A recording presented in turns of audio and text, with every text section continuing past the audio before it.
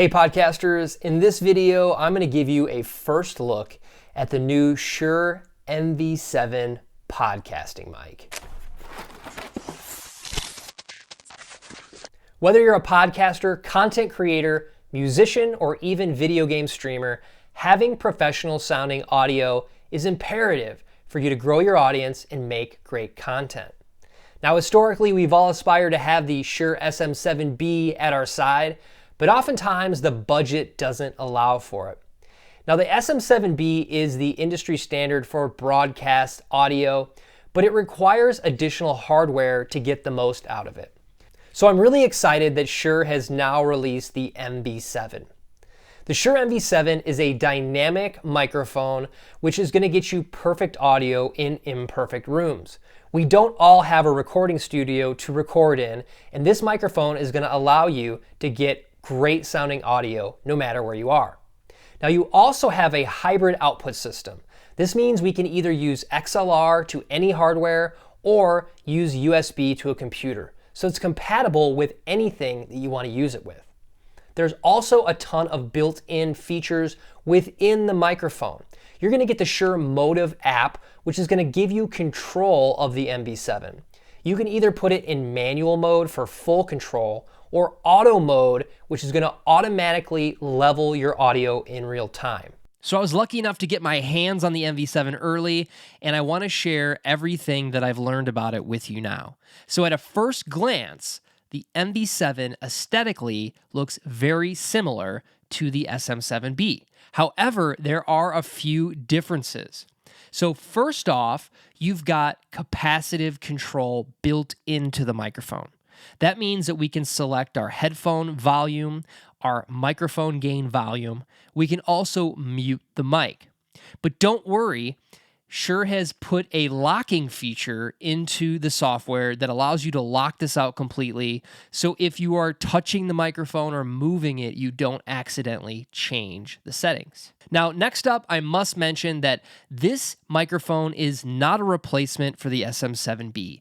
It is a different microphone element inside, but as you can hear, you're getting that same radio-friendly, broadcast-ready vocal sound that is synonymous with the Shure SM7B. So I'm really actually impressed with how great the microphone sounds for applications like podcasting and live streaming. Now, one of the other features I really love is that it's got everything built in, so I don't need to get external hardware. So I have my SRH 440 headphones plugged directly into the microphone, and I'm running via USB-C right into a Mac Mini. So I'm able to just plug in, start recording, start documenting without worrying about mixers or preamps or anything like that. So that made it a very fast microphone to get plugged in and set up. Now, speaking of setup, let's take a look at the software. So the ShurePlus MOTIV app is one of the coolest features of the MV7. It's going to allow us to tailor our sound to exactly how we want it to be in manual mode, or just have the auto mode handle it for us on its own. So auto level mode is opened up. If we wanted to lock the mic out, we could just simply press this button and none of the controls on the mic will work. So if we're going to move the mic around, or if we're going to handle the mic, we're not going to change the levels. Now we can also set presets. So I can save a preset and load a preset at the touch of a button, which is very handy if you have multiple people using the microphone or different applications in which you're using the microphone. Of course, we can mute the mic. And then we can also select our monitor mix. So how much of the playback do we want to hear on our Twitch stream? How much of the guest do we want to hear on our podcast, as opposed to how much we want to hear our own voice? So really cool way to mix your signals right out of the app through the real-time headphone output. Now, this is one of the coolest features, is mic position. A lot of people don't know that you need to keep your mouth about a fist distance away from a microphone in order to get that great proximity effect and that radio quality microphone signal. But you may not want to sit real close to the mic. You may want the microphone out of the shot or just off to the side. We have the ability to select our positioning. So if I put the microphone in far mode, I can sit farther away from the microphone and still get that nice radio quality broadcast, whether I'm twitching or doing a live stream about my next hit single, we can select that as well. So I'm going to go back to near mode because I like to sit next to the microphone. And finally, we have a tone selector. This is super cool because we can get that dark SM7B sound. We can get a more natural sound that's going to automatically make the voice sound natural. And of course, we can get that shimmery top end, that high top end, bright sound for the microphone. So this is all subjective. It's based on your taste on how you want your microphone to sound. I really like the natural sound. And if I was going to use this in auto level mode, I'd probably leave it there. Now, I'm an audio guy, so I'm going to want to go into the manual mode. So again, we can lock the mic, we can load a preset, we can mute. We can also now change the gain of the microphone. So you can see the microphone was a little bit lower level, and I can raise it up to where I need it to be. I can also, of course, change how much of myself I'm hearing in the headphones, which is helpful.